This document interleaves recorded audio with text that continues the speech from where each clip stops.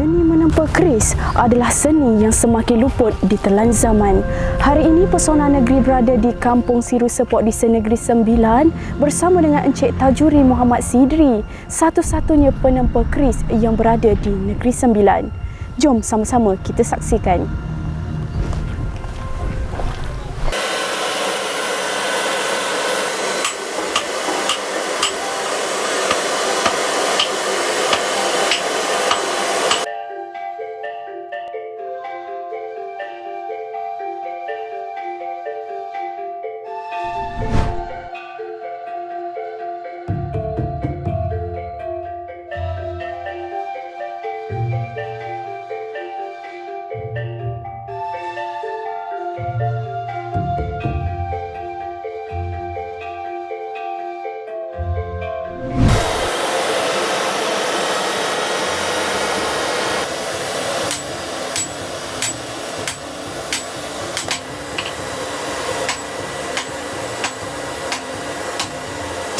Saya Tajuri bin Muhammad Sidri, kelahiran Kelantan, membesar di Kuala Lumpur, lepas tu menetap di Port Dickson. Saya adalah tukang keris di Negeri Sembilan dan satu-satunya tukang keris buat masa ni. Umur saya 46 tahun. Itulah sebab sedikit mengenai background Encik Tajuri lah. Okey, Tajuri mungkin boleh menceritakan sikit adat dan adab untuk menempa keris dekat sini. Oh, okey. Sekarang ni macam contoh menempah keris ni biasanya dia bermula dengan orang yang datang untuk menempah keris dengan niat lah, dengan niat semasa dia nak menjadikan keris tu sebagai satu pusaka untuk warisan dia dan juga keturunan dia. Kebiasaan adat dia ni mestilah si penempah ni mesti harus bertemu mata dan juga berlaga lutut dengan empu ataupun tukang lah untuk menempah keris atas dasar niat dia. Jadi ada setengah penempah ni kebanyakan dia orang akan datang sendiri dan juga bawa sebatang besi ataupun kita kata keris lama yang dah rosak, lepas tu untuk dibuat baru untuk dijadikan sebilah keris lah. Jadi biasanya dia orang akan datang membawa senjata ataupun besi itu dan juga bersama dengan barang-barang lain lah. Contoh untuk sebagai adat, dia datang dengan membawa niat, lepas tu kita akan buat doa selamat lah dulu sebelum kita nak mulakan menempa dan juga nak membuatkan sebilah keris. Kebanyakan macam itulah niat penempah lah untuk datang. Jadi kita pun bagi saya pula, bila sampainya benda tu dengan niat, jadi kita akan laksanakan niat tu yang sebaik mungkin lah untuk jadikan sebagai pusaka. Tapi kita bergantung juga pada keturunan. Sebab bila kita nak buat satu-satu pusaka, kita mesti melalui satu proses yang kita kata dia mesti mengenali keturunan dia daripada suku mana kita kata. Contoh kalau dia daripada suku Bugis, kita akan buat bentuk Bugis. Daripada segi bilah, daripada segi pakaiannya pula bergantung juga. Contoh macam material yang kita pakai, biasanya besi-besi yang kita kata besi-besi tua dan juga besi-besi agak lama. Tapi ada juga yang kita pakai besi-besi baru supaya besi-besi itu ialah sebab di Malaysia ni kita agak susah nak dapat bahan-bahan tu. Itulah dia nak buat keris pun ada adat. Ada adat. Itulah saya pun dengar cerita kalau penempa keris ni tak ramai dalam Malaysia, betul ke Cik Tajuri? Betul. Dekat di Malaysia ni kita boleh kira pakai jari lah. Sebab apa? Bukan semua orang minat untuk membuat, tapi ramai minat untuk membeli keris. Tapi tukang-tukang keris dekat Malaysia ni agak limited. Jadi pekerjaan sebagai tukang keris ni tak ramai orang menceburi. Seperti yang dikatakan Encik Tajuri, tidak ramai golongan muda pada masa kini terdedah atau minat dalam seni menempa keris. Di dalam Negeri Sembilan sendiri, hanya Encik Tajuri sahaja yang masih bergiat aktif dalam pekerjaan menempa keris ini.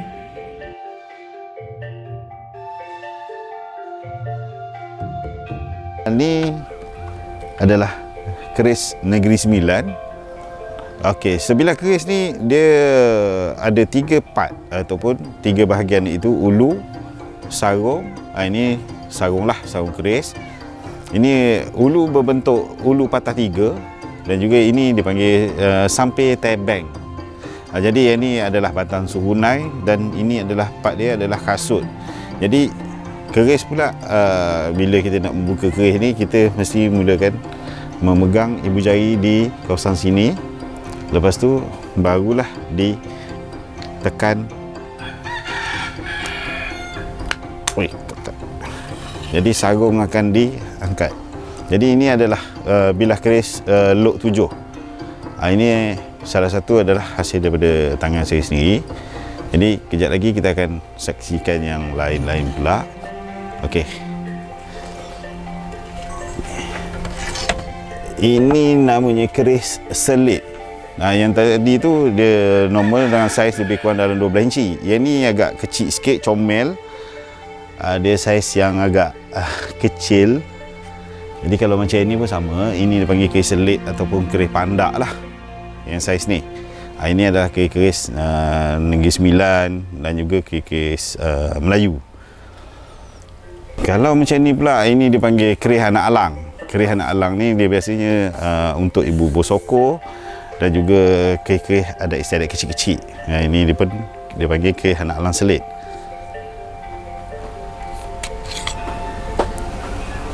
Ini keris anak alang. Biasanya ulu keris anak alang ni akan memakai keris tapak kuda. Ini keris yang baru yang dibuat. Kalau kita kata untuk keris yang agak antik, dia agak berlainan sikit. Kalau macam ni, ni keris Bugis Riau. Ulu daripada geraham gajah. Yang ni antik lah. Yang ni lok 3. Ni agak kecil. Biasanya keris-keris macam ni dia khas untuk pemakaian anak-anak raja dulu-dulu dan juga hadiah dibagi kepada pembesar negeri yang agak untuk orang-orang yang berjasa dalam kerajaan. Jadi yang ni adalah tumbuk lada. Tumbuk lada ni terkenal dekat Negeri Sembilan ataupun Minang, di Minangkabau dan juga di sebelah kita lah, di Negeri Sembilan. Yang ni bentuk dia, ini dipanggil bunga kantan. Dia motif dia bunga kantan. Ini adalah bunga kantan tengah kembang. Ini dipanggil kasut di bahagian bawah ni dipanggil ekor belalang.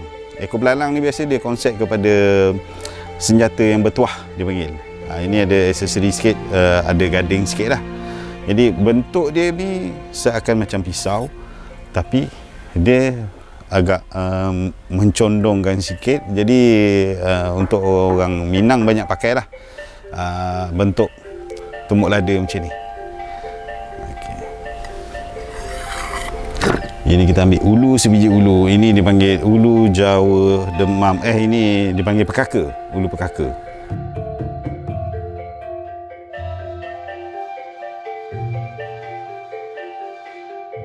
Ini dipanggil sundang Bugis. Sundang Bugis ni agak besar dan juga panjang. Dia seakan bentuk macam keris tapi yang lurus.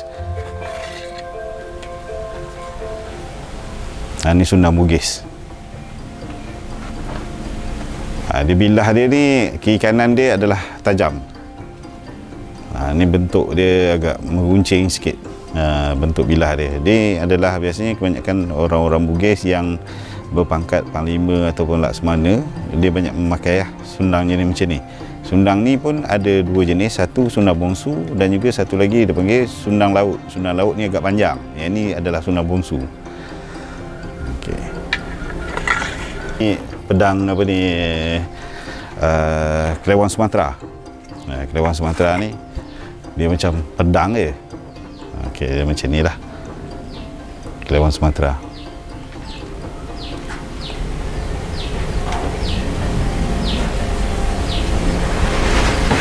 Saya difahamkan kalau keris ni dia ada macam-macam jenis, mungkin daripada segi material, dari segi bahan-bahan dia, boleh tak cikgu ceritakan sikit? Okey, daripada segi material ni dia ada dua jenis material. Kita kata material pakaian ataupun material bahan. Material bahan ni biasanya kita akan bahan-bahan besi yang kita katakan macam contoh macam nikel, kita kata besi-besi tua ataupun besi-besi yang ada yang jenis besi-besi yang agak rare sikit, macam contoh macam besi kalai. Besi kalai ni sebenarnya adalah besi Kedah. Lepas tu ada juga bahan-bahan besi lain, contoh macam nikel, meteor. Kita kata meteor ni pun ada dua jenis, satu meteor batu, satu lagi besi. Jadi meteor besi ni itu yang kita gunakan untuk membuat satu-satu keris. Kadang-kadang ada permintaan lah. Contoh dia akan membawa batu meteor yang penempah ni lah. Penempah ni akan bawa batu meteor ataupun bahan-bahan besi lain ni. Kita kata yang agak besi-besi yang agak susah kita nak jumpa. Kalau untuk bilah bugis ni biasa kita akan pakai lemik ataupun dipanggil besi luwu. Itu yang agak susah kita nak dapat material dia dekat Malaysia. Dia macam kalau membuat mungkin jadi penempa ni, mungkin dia ada cabaran-cabaran ketika proses ataupun cabaran-cabaran dari segi lain tu. Okey, daripada segi proses membuat keris ni sebenarnya dia bergantung pada bergantung pada material. Kedua, bergantung pada bahan yang kita nak pakai. Contoh macam arang. Sekarang ni arang ni agak mahal sekarang. Jadi segi kayu dia ni sekarang ni kebanyakan agak susah kita nak dapat dan juga harga mahal. Kayu pula biasanya kita akan pakai kayu kemuning, sena.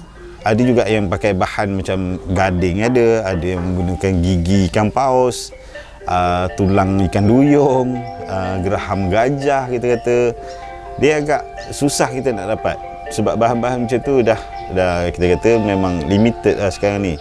Sebab benda tu dah duduk di bawah kawalan dan semua, jadi memang agak susah sikit. Cuma bila kita nak membuat keris yang kita kata low spec ataupun low price lah, kita kata kita banyak pakai kayu. Tapi itu pun bergantung juga pada kayu-kayu yang material agak mahal. Contoh macam kayu kemuning emas lah. Kemuning emas, kayu kemuning hitam kita kata, kenaung. Itu yang agak susah kita nak dapat dari segi pasaran dekat Malaysia. Kalau macam cikgu sendiri, bahan-bahan tu memang ambil dalam Negeri Sembilan ataupun luar? Kebanyakan bahan-bahan tu biasanya saya akan ambil di luar Negeri Sembilan. Sebab Negeri Sembilan kita agak susah kita nak jumpa jenis macam tu. Sebab kayu-kayu yang jenis macam tu agak mahal dan juga tak ada orang sangat nak cari. Nak membuka ataupun adab membuka keris. Adab membuka keris ni, ulu dia di bahagian sini dia mesti ke depan. Jadi bila kita sisitkan di pinggang, kita akan keluarkan sarung. Jadi bila dia nak membuka tu, dia ada teknik dia daripada depan. Ada yang duduk di paras sini, ada juga di depan sini pun ada, dan di atas. Tapi biasanya kita akan tengok keris ni, kita tengok daripada menegak lah. Jadi bilah ni dia tak boleh menghala ke tubuh manusia. Dia tak boleh menghala kepada orang yang berhadapan dengan kita. Jadi kalau kita nak melihat keris, kita mesti melihat cara menegak macam ni. Jadi bila nak membukanya pula, ibu jari mesti duduk di sini sebab kita akan menolak bilah keluar. Jadi tangan sebelah sini kita akan pegang dan kita akan tarik sarung. Ini keris bugis Lok 9 antik.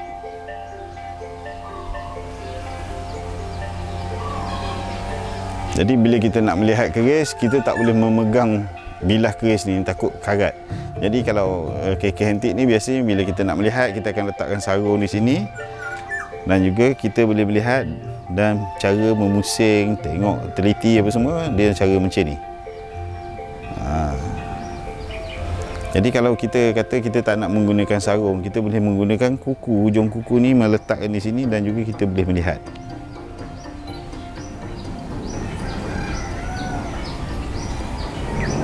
Okey. Selepas tu bila kita dah tengok, kita nak masukkan ke dalam sarung balik. Sarung ni mesti dimasukkan.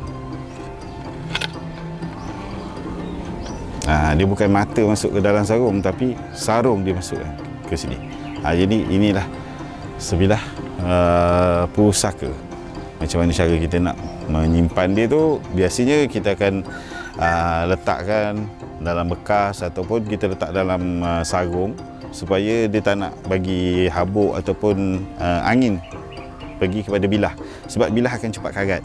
Ini salah satu fungsinya. Bila kita letak di dalam rumah, maka kita akan letak dalam kantung supaya dia salah satunya tak nak bagi angin masuk. dan juga tak nak bagi orang memegang bilah supaya cepat karat. Itu yang kita, penjagaan dia macam tu. Andai kata ada karat, maka kita cuci balik dengan limau, kita mandikan dengan air asam ataupun kita pakaikan air kelapa. Jadi ini salah satu teknik untuk menjaga dia ni. Salah satunya mesti tempat yang agak tidak terlalu tinggi dan juga ada bekas-bekas dia. Contoh macam stand macam ni lah, kita akan pakai untuk meletakkan dengan cara elok supaya tak jatuh ataupun tak dicapai oleh budak-budak ataupun anak-anak lah, saya kata.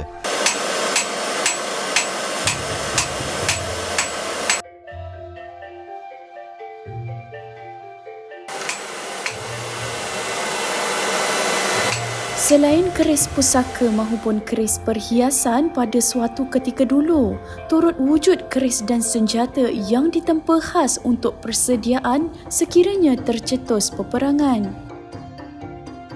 Tak, dia kalau yang perang ni biasanya dia untuk dia lebih kepada bilah yang simple. Kalau macam contoh untuk perang biasanya kebanyakan dia macam contoh macam sundang. Dia agak senjata-senjata agak panjang sikit. Lepas tu segi pemakaian sebenarnya benda-benda macam ni, macam tumbuk lada apa semua ni, sebenarnya dia lebih kepada pemakaian diri. Dia akan selit di pinggang, ada istiadat je. Tapi kalau untuk segi peperangan ataupun bertikam, dia bentuk ini kita kata macam ini dipanggil badik selayar. Ini bentuk dia ni adalah bentuk dipanggil ulu takalar. Takalar ni dia ulu yang ada ni senjata Bugis. Tapi ini di Kepulauan Selayar lah, di Makassar. Ini dia panggil bilah salapu.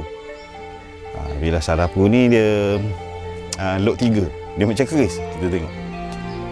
Tapi dia akan pegang macam ni lah. Tapi ini memang untuk bertikam lah, kalau dia jadi macam ni. Kalau perang ni biasanya dia akan pakai senjata macam parang, kita kata sundang ni memang khas untuk perang. Kalau ini dia panggil parang Bugis. Ni parang Bugis ni dia panggil ulu kulu-kulu. Ni ulu kulu-kulu. Jadi memang khas untuk orang Bugis, banyak kan dia pakai untuk buat-buat kerja kampung apa. Semua dia pakai macam ni lah. Tapi dalam segi peperangan, ya benda tu terjadi senjata perang tak? Keris kan dia ada banyak-banyak jenis. Mungkin ada orang dia mungkin nak buat hiasan, ada lagi mungkin nak buat sebagai pusaka. Boleh tak cikgu bagi tahu apa beza keris ni, keris dari segi keris pusaka dan keris hiasan ni? Okey, keris hiasan, kita mulakan dengan keris hiasan lah. Keris hiasan ni kebanyakan biasanya dia agak lebih kepada kategori galeria. Galeria ni maksudnya keris yang dijadikan hiasan sebagai kita kata mencantikkan rumah pun ada. Dan juga macam contoh sesuatu tempat ataupun majlis kita akan letakkan dia sebagai simbolik ataupun simbol kita kata. Tapi keris pusaka ni pula kebanyakan adalah keris-keris yang dibuat khas untuk dijadikan pusaka turun-temurun daripada datuk ke ayah, ayah ke anak, anak ke cucu. Jadi ini yang biasanya keris-keris pusaka ni adalah keris-keris yang agak susah kita nak dapat zaman sekarang ni, sebab tak ramai Melayu gunakan konsep pusaka. Sebab zaman sekarang ni ramai orang suka berbusana apa semua, jadi diorang nak pakai untuk hiasan diri. Dan juga seorang kalau macam pesilat lah, pesilat memang dia memerlukan keris, sebab dalam persilatan dekat Malaysia ni dia agak setiap persilatan dekat Malaysia ni boleh kategorikan memang ada jurus menggunakan keris, ada tempur keris kita kata. Ni memang untuk dibuat macam persembahan ataupun apalah. Tapi keris pusaka biasanya dibuat memang khas mengikut suku, keturunan, darjat seseorang dulu-dulu. Contoh, dia ni seorang cucu kepada Datuk Undang kita kata. Jadi dia akan membuat sebilah keris dia mengikut status si pemakai asal. Jadi contohnya, contoh macam sebilah keris yang kita kata macam berulukan gading, bertatahkan perak dan emas. Itu dia agak status dia agak tinggi. Tapi zaman sekarang ni, siapa yang ada duit, dia boleh buat lebih lawa daripada itu. Keris maupun senjata antik yang dipelihara sejak turun-temurun, tidak kira sama ada keris pusaka ataupun barangan antik yang dijumpai oleh masyarakat masa kini, selalu dikaitkan dengan unsur mistik, malah syirik di sisi agama. Walau bagaimanapun lain pula pandangan bagi Encik Tajuri, terutama setelah beliau menjadi salah seorang penempa keris. Kita bercerita pasal keris lah. Sebilah keris ni dia adalah satu simbol kepada orang Melayu dan juga dia adalah falsafah orang Melayu. Jadi zaman-zaman bila British ambil alih ataupun British mula menjajah Melayu, British tak bagi orang Melayu membawa sebilah keris sebab sebilah keris ni sebenarnya adalah pakaian. Sebab tu orang Melayu kata kalau keluar daripada istana tanpa memakai sebilah keris maka bertelanjang. Ini yang British buat kepada orang Melayu dulu, orang istana, supaya Melayu itu keluar telanjang, tidak memakai sebilah keris. Jadi keris ni pula dikaitkan dengan unsur-unsur mistik. Contohnya saka ataupun jin. Berkenaan dengan saka dengan jin ni sebenarnya sebilah keris ni tak ada kena-mengena pun dengan jin ataupun saka tu sebenarnya. Jadi orang Melayu ni dimomokkan dengan segi keris ni ada unsur-unsur mistik, tapi dia tidak berkait dengan makhluk kita kata macam saka, hantu raya apa semua, tak ada sebenarnya. Ini yang kita kata keris ni dibuat dengan keadaan, dengan niat, dengan zikir. Jadi dia tak ada makhluk-makhluk tu yang diseru dimasukkan dalam besi, sebab besi ni sendiri pun adalah makhluk. Ini yang kita katakan dalam surah Al-Hadid, maka aku turunkan satu logam daripada luar turun ke bumi yang mengandungi kekuatan. Jadi inilah besi dia ni. Ini yang kita kata makhluk. Jadi kenapa dia punya orang Melayu kita sabitkan dengan mistik pada keris. Mistik pada keris ni kata kalau jumpa keris lama ni semua ada hantu. Dia sebenarnya hantu tu di luar. Dia tak ada kena-mengena pun dengan keris ni. Ni kebanyakan ramai orang Melayu fikir pegang keris takut. Sebab ada saka, ada jin yang mengacau. Sebenarnya tak ada pun. Ini yang jadi kebanyakan ramai orang salah faham berkenaan dengan keris-keris ni. Jadi keris-keris ni adalah simbol orang Melayu. Rugi kalau dibuang, ditanam, ataupun orang kata dibakar. Ada setengah-setengah ada juga yang buat perawatan, tiba-tiba dia ambil senjata-senjata antik macam ni dibakar. Tanpa mengenal orang kata konsep senjata tu sendiri. Ini jadi masalah kepada orang Melayu kita ni. Cukup takut dengan keris. Sedangkan keris ni adalah simbol orang Melayu dan juga falsafah orang Melayu duduk dalam ini. Dia adalah teknologi yang terbaik buat masa ni. Contoh macam pedang katana. Katana ni dibuat dengan 3 jenis besi. Keris Melayu kita ni dibuat sampai ada yang lipatan dia sampai beribu lapisan pun ada dibuat. Jadi kekuatan sebilah keris ni agak lebih gagah daripada katana. Ini yang ramai orang tak mengkaji lebih kepada segi senjata yang bernama sebilah keris ni. Mungkin ada info-info lagi yang Cik Tajuri boleh bagi tahu. Mungkin dekat luar sana pun ada peminat-peminat nak menempa keris ke kan? Jadi kalau untuk macam pendapat saya sebagai seorang tukang, macam mana yang saya pernah ceritakan, sebagai seorang yang peminat senjata-senjata lama, antik apa semua ni, bagus untuk kita buat koleksi sebagai pusaka dan juga warisan. Tapi untuk itu kita kata itu adalah sejarah dulu. Jadi bila sampai ke zaman kita ni, kita perlu ada sejarah kita sendiri, iaitu kita harus memiliki keris kita sendiri. Jadi tak orang kata tak bergantung pada pusaka-pusaka lama. Pusaka-pusaka lama ni kita boleh letakkan dia sebagai satu sejarah ataupun satu kenangan. Sebab keris lama ni dia mengandungi filosofi yang tinggi lah kita kata. Lepas tu bahan-bahan yang agak rare. Tapi untuk kita study kita study berkenaan dengan keris, betul kita akan kena pergi kepada spek-spek keris lama. Sebab kita nak mengekalkan tradisi, bentuk, pakem ataupun pattern yang sama macam dulu-dulu. Sebab kita tak ada buat macam sebilah keris tu dibuat bentuk macam yang pelik-pelik. Kita akan buat ikut bentuk pada asal.